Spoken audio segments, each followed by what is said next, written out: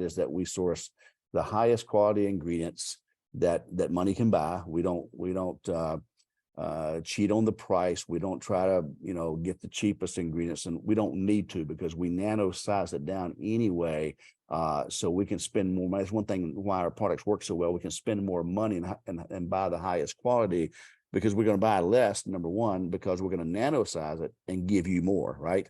And this is one of those cases where if you're doing true nano, less is more. So we take, as you've seen in our presentations, we take a 2000 nanometer particle and split it up and create 23 million particles. I'd say CBD as an example. Now, curcumin is like 4,000 nanometers in size. So if we take that, then we're going to get probably close to, 50 million or maybe even 100 million, based on each of these particles, by the way, can be taken down. Some can be taken down to under 10, some can be down to under 3, some can go to 6, etc. So anyway, so that's what we're doing with it. So, and you guys know that. So we buy the highest quality ingredients. We source them from the places in the world. I mean, obviously some places, curcumin doesn't grow or whatnot, right? Or some various ingredients grow in specific areas of the world. So we don't get into a lot of that, but I do want to cover with you a little bit about something I've been talking about, even teasing you with, and that's a little bit about the minerals.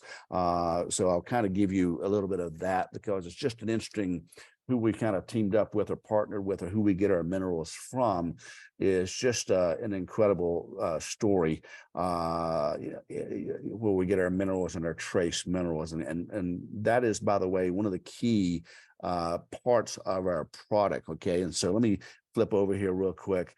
The mineral blend down through here is, sometimes I ask, again, I may have told you this story before, but I've asked some of our formulators, some of our scientists, what is your favorite part of our formulation? What do you think is the most valuable part? And again, one in particular is adamant about saying that this mineral blend, and in particular of this mineral blend, the electrolytes, is what he feels is most important, right? And rightfully so, guys, because we're not getting minerals hardly at all much in our food anymore. We've talked about that on a couple of our webinars and such, but he believes this is even more important than the 50-50 blend of CBD or CBG or the NAD and some of the other products. Right now, again, if you're trying to reverse aging, then obviously these play a part, but you do need the other, ingredients, serotonin activators, and some of that's going on with the ageless. I brought up the CBD slide here today, or a formula, or ingredient sheet, and this could also be any of our products. So we have this mineral blend, by the way, in every single product that we manufacture, at least at this time. All the sprays, the ageless, all that. Well, and even, by the way, we even put it in the ageless facial and nano size it, so those minerals could even penetrate through the skin, right? So to talk about this a little bit, and this is one that we can, versus saying, we're not going to get into, where the sarsaparilla is, or ashwagandha, or resveratrol. And, also the reason we don't want to do that too is we buying maybe resveratrol from one place, and now all of a sudden we have to change it. And we've told somebody that it's one place and now it's another, right? So we don't get into a lot of that. However, let me share with you a little bit about the mineral blend here. And because I've talked to you about that, and I just find it fascinating, kind of where this is at, and the quality and what we're doing here. So, and this is, again, in my opinion, why the products work so well, right? Because, we know that, most hair loss for you ladies that are having such success, 1 in 3 ladies have a hair loss issue where they're losing their hair in the shower, etc. And number one reason for that is a mineral deficiency, right? As a matter of fact, I covered some of this a little bit before, but we're not getting the minerals anymore in the foods that we eat. As a matter of fact, you've heard me say this, I believe. If not, here's a good note for you, and that is that back in 1936, Dr. Charles Norton went to Congress, and he brought all kind of documentation and he put this in front of Congress and stated and showed them documentation that 99% of the people in America were mineral deficient, right? And so, and of course, you see obesity, you see a lot of disease, if you will, coming out, and even more so than it was back in 1936, let alone the 1900s and so forth, right? 1900. And so, and of course, you got, you know, Linus Pauling, who famously said, who won the Nobel Peace Prize, that said every disease or illness known to man or woman could be attributed to a mineral deficiency. So what's going on there? What's happening is it starts with, and why we're mineral deficient, if you go all the way back, you got to come back even over under here, is because the soil is depleted, right? The soil that the fruits, vegetables, whatever we're trying to eat is depleted. And here's a couple of reasons it's depleted. The acid rain coming from the pollution coming out of the air through, you know, obviously the buses and cars and all the pollutants coming in from manufacturing. And of course, the acid rain, what they call the acid rain, bringing that down onto the soils, right, and depleting the soils. Then, of course, chemical fertilizers, very few, you know, there's some organic out there, but there's so many fertilizers going on to all the big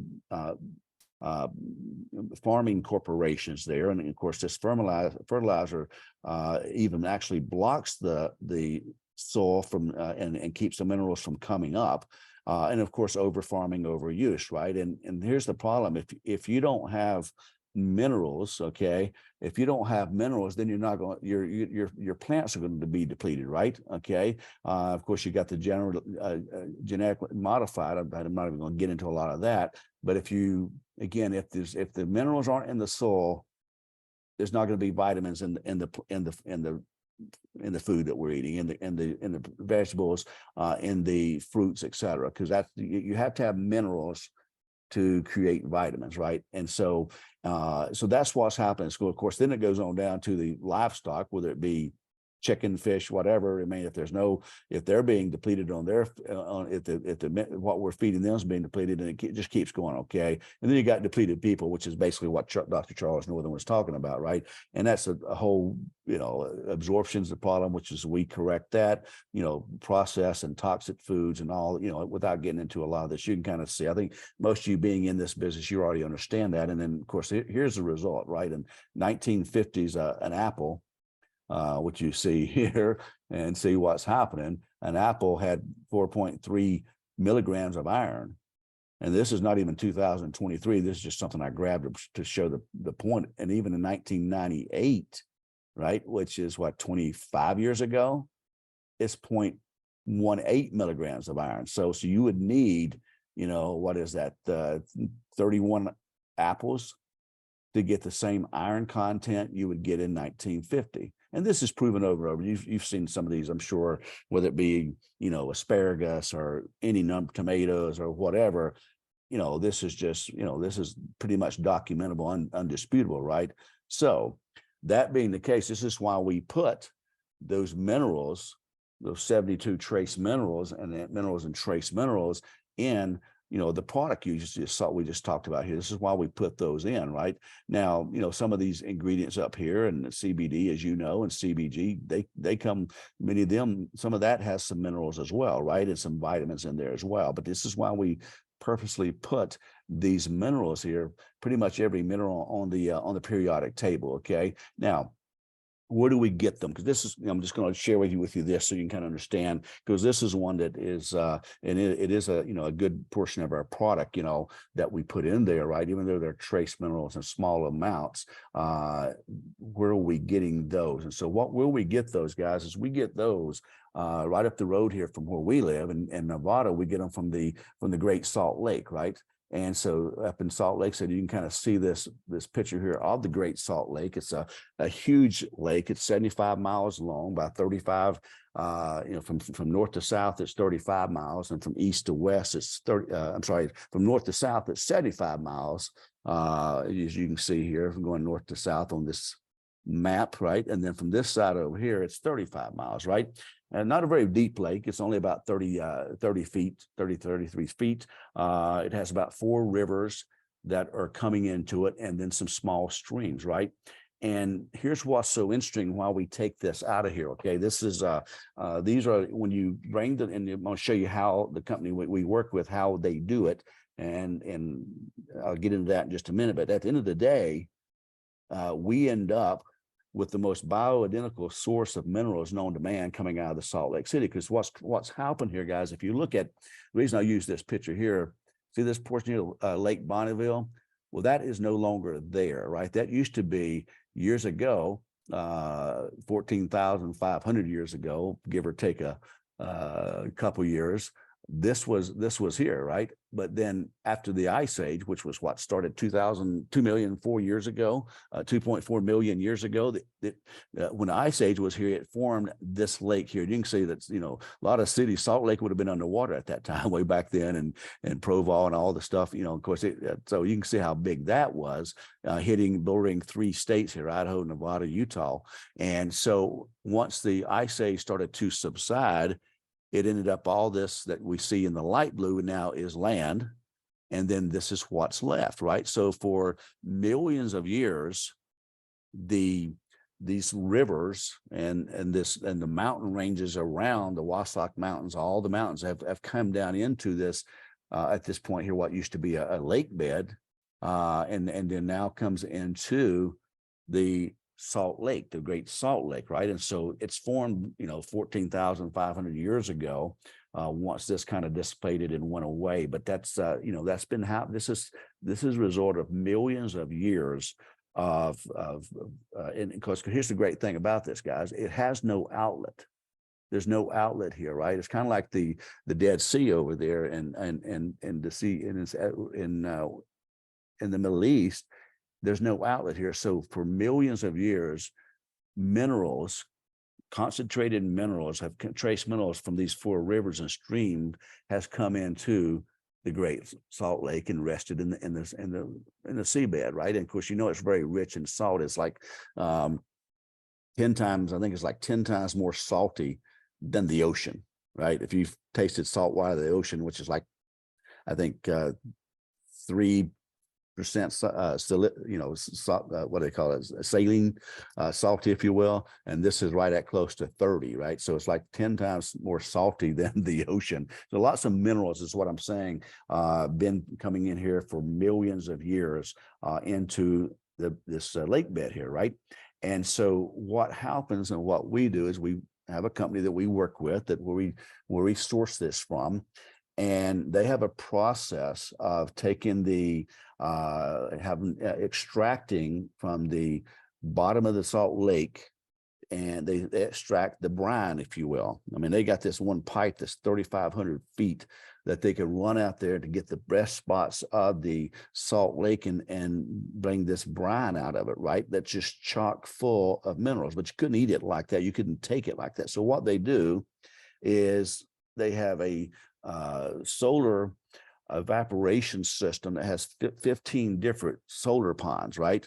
And what they do, you can kind of see this right here, and it moves through this system here, and you can see the whole system here. It starts up here at the bigger systems and works its way through until it finishes up through 15 different ponds, and they're evaporating is what they're doing. Is so they evaporate the water off down to a particular point, bring it over to the next pond, evaporate more, evaporate, and keep on working. It's a whole patented process that they're doing. So to extract, they extract it out of the Salt Lake, and then they turn around and evaporate until they've got down to the pure minerals, right? Through this 15 ponds here, right? And so a very elaborate process that they're doing here that no one else is doing, right? So it is a patented process that I don't even know all of it. I can just kind of give you some of what's happening here. And this group that does this for us, guys, they're GMP certified, right? They have their GMP status, they're FDA registered, and their minerals that we bring out are GRAS, generally realized as safe. I think I'm trying to remember what the GRAS exactly stands for, but it's all that they've checked all the boxes for, and then what happens before it even gets into the final process is they've filtered it.